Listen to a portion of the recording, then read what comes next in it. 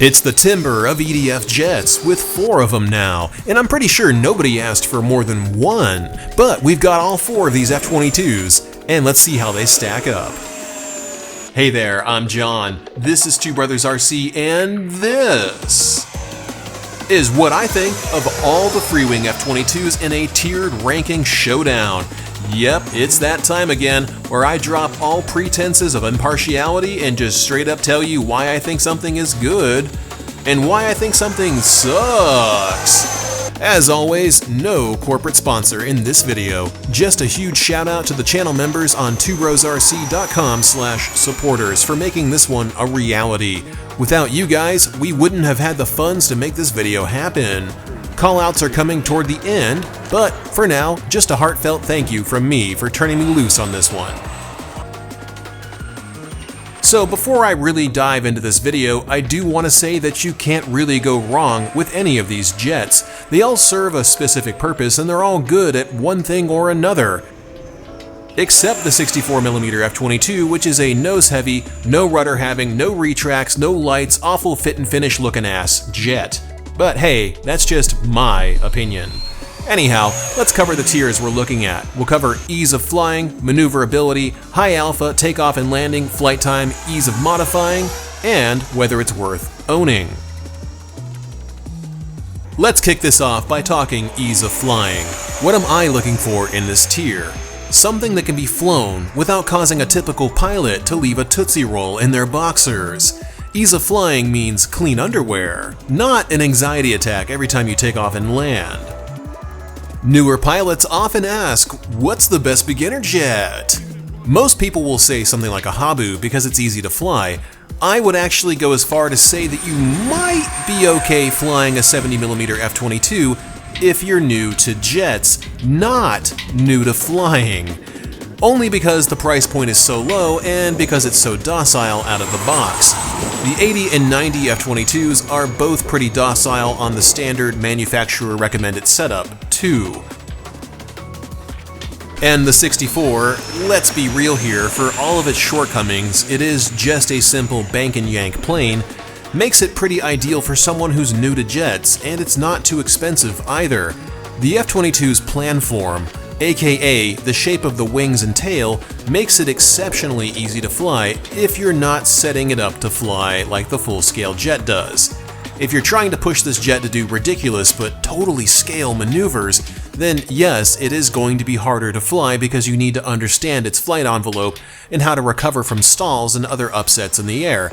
But if you're just trying to fly it as an easy Sunday pattern plane, well, the F-22 is one of the easiest flying planes out there in any scale you'll find it in. It's not hard to take off or land with, and it's certainly not hard to fly either. All of them have low wing loading compared to their wing area, making them feel lighter than they actually are. The F-22 90, 80, and 70 all get an A for being floaty and easy to fly. The F-22 64 gets an S because it's floaty and because it's a simple bank and yank that doesn't require knowing how to use rudders. Not that many jet pilots seem to know what the left stick does anyhow, aside from making stuff go fast though. Moving on to maneuverability, what makes an S-tier jet for me in general? I'm looking for something that can do it all, within reason, for a fighter jet. It doesn't have to be the best airplane ever made, it just has to be great compared to the other planes that it's being compared to.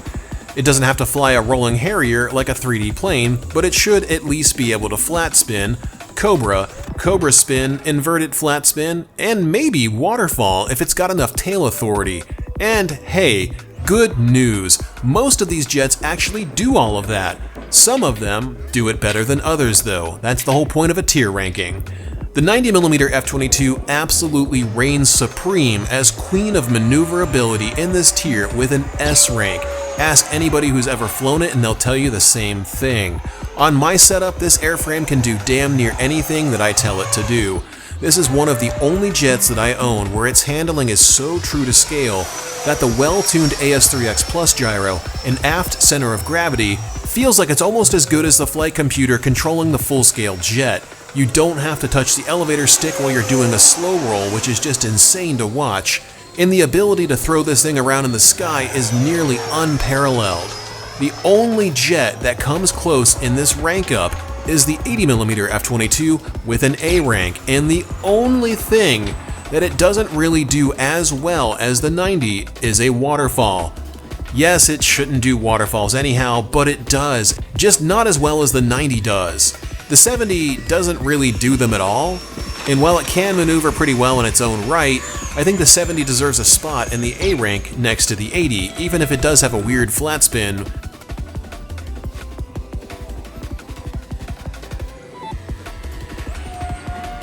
Which it makes up for by doing absolutely insane rudder rolls.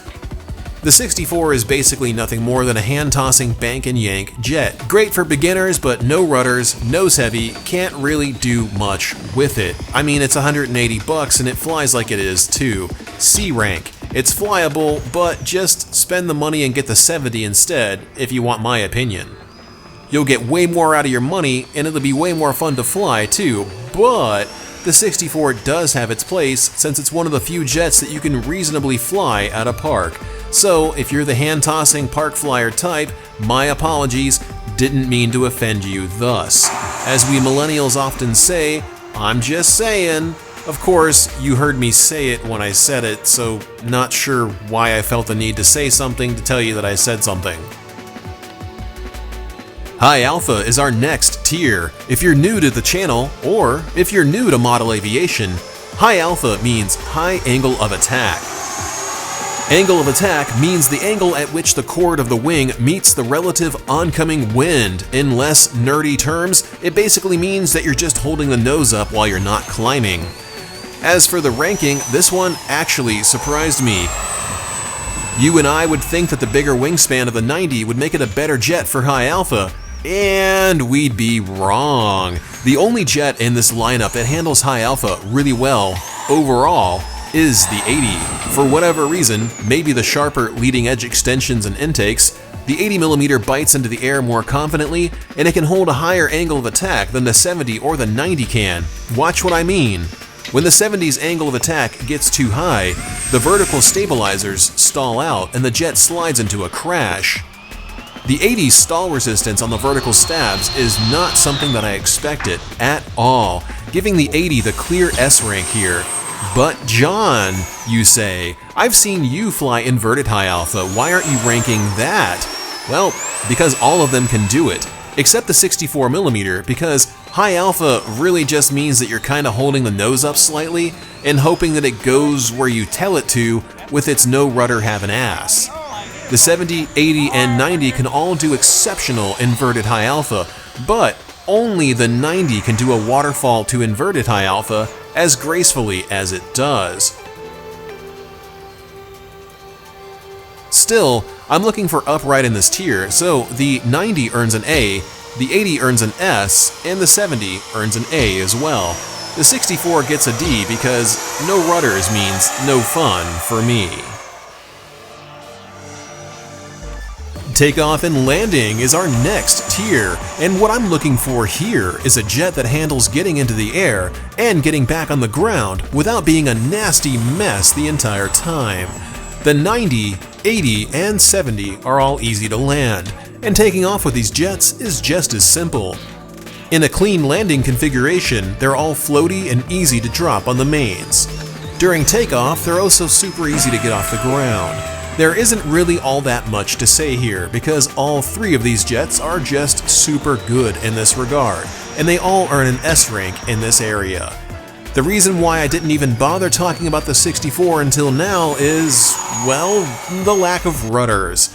This means that you have literally zero control in a crosswind, so if your runway is perpendicular to the wind, you're fucked. You may as well just land in the grass because you're definitely going to have a hard time getting it to line up on pavement. No rudders at this price point should be a crime. Other 64 jets have rudders, this one doesn't, and it sucks. D tier. Flight time is our next tier, and what am I looking for in this matchup? Well, something that flies as long as possible, right? Who'da thunk it? The 90, 80, and 70 F-22s excel in the flight time tier. Every one of them gets an S. The planform of the F-22 is clean and low drag, which makes every one of these jets slice through the air like a misshapen butter knife. All of these jets can float for a long time on low throttle, or you can still get over 5 minutes if you're flying aerobatics and just having fun.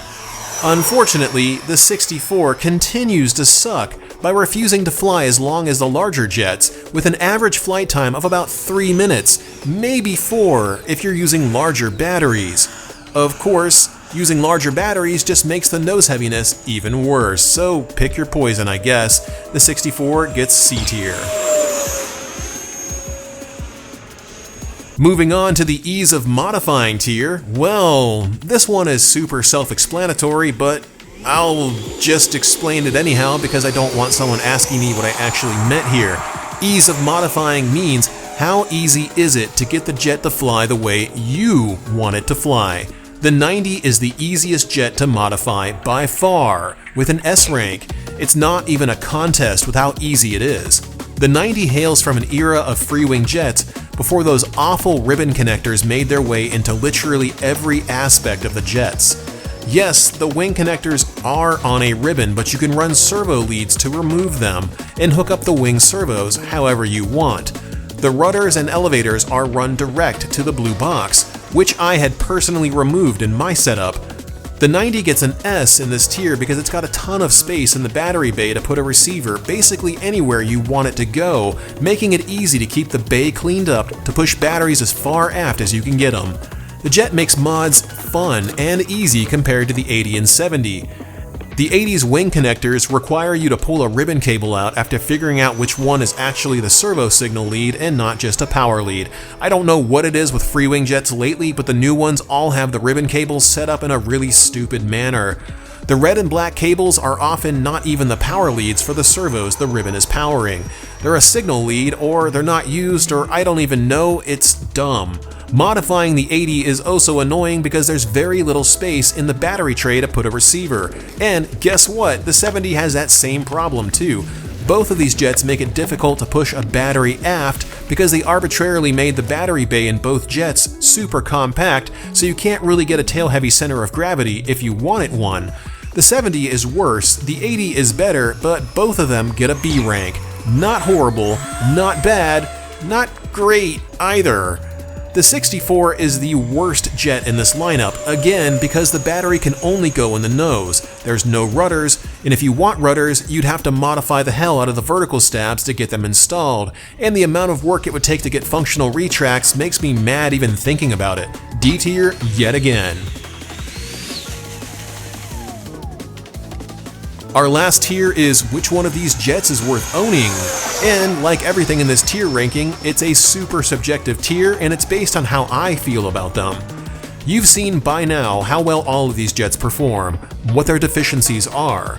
The 90 is absolutely worth owning, if only because it's big and because it flies super well. S rank. The 80 is also worth owning, but because it's less expensive than the 90 and comes with all the the 90 should have come with, like gear doors and lights. The 80 also gets an S rank. The 70 is in this weird price point where I'm like, yeah, it's cool, but literally no one asked for a 70mm F-22, even if it does fly well, and it does. But like, do you honestly know anyone who asked for a 70 F-22? Because I don't, but it's still a good jet. It's just a smaller version of the 90 that's oh so less expensive. A tier. The 64 F-22? Man, unless you're flying at a really small field where you can't fly anything bigger or better, I'd just say it's not worth buying. It doesn't do much, it's not that much fun, and it costs too much for what little it does. D rank yet again. So there you have it. This is how I feel about all the Freewing F-22s, the timber of EDF jets. Huge thanks goes out to our channel members on twobrosrc.com/supporters who helped us get these jets so that you can see exactly how good they are, at least according to me. Some people listen to me for reasons I still have yet to figure out. In all seriousness, I'm humbled and honored that anyone actually cares about my ramblings, much less enough to support us directly. Special thanks goes out to our mega fans, Sarasota RC Squadron, Michael Smith, JR Man, and Todd, along with our Ultra fans, Seahawk92 and TBRC fan. Love the name, buddy. You guys kick so much ass. Next week, you'll get a treat. Kevin is one of our channel members and he donated a brand new Flex Laser 200 so I could ring it out and see where it's good and where the quality is flex, like always. You might be surprised where the Flex seal of quality appears this time. See you guys next week.